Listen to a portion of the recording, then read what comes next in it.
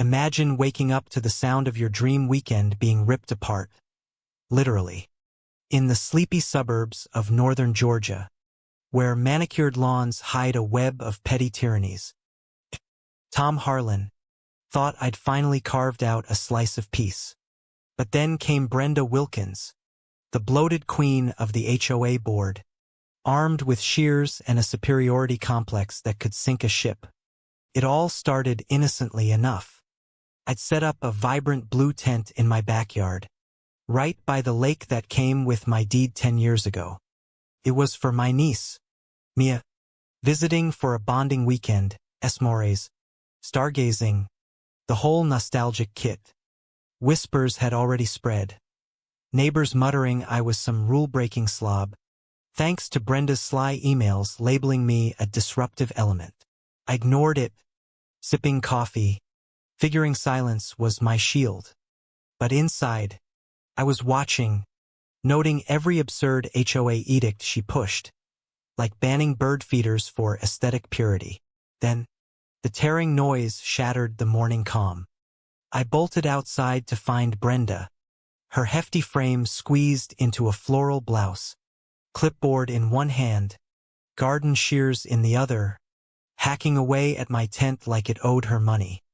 "What in God's name are you doing?" I barked, heart pounding. She didn't flinch, her double chin quivering with righteous fury. "This eyesore violates our enhanced lakefront protocols, Mr. Harlan. Temporary structures compromise community harmony." Her voice dripped with that fake politeness, like she was quoting scripture. "That's my property, Brenda. The line runs clear to the water. Check the records." She smirked, snipping another panel. "The board harmonized boundaries last meeting. You skipped it, didn't you? Preserving order isn't optional." Fury bubbled, but I stayed cool, pulling out my phone to record. "Smile for the camera. This is vandalism." Her eyes widened, but she pressed on, muttering, "Warnings were issued via newsletter. You're the problem here, not me." No warnings came, of course. Just her gossip mill churning lies about my illegal encroachments. Mia peeked out, eyes wide, clutching her backpack. "Uncle Tom, is she crazy?" I whispered. "Just petty, kiddo. Go inside." As Brenda waddled off, triumphant, I dialed the sheriff, my patience a ticking bomb. Deputy Reyes arrived, eyeing the shredded tent like a bad joke. "She did this." I played the video, her lumpy silhouette mid-slice. HOA head, Brenda Wilkins, thinks her bylaws trump the law. He chuckled dryly.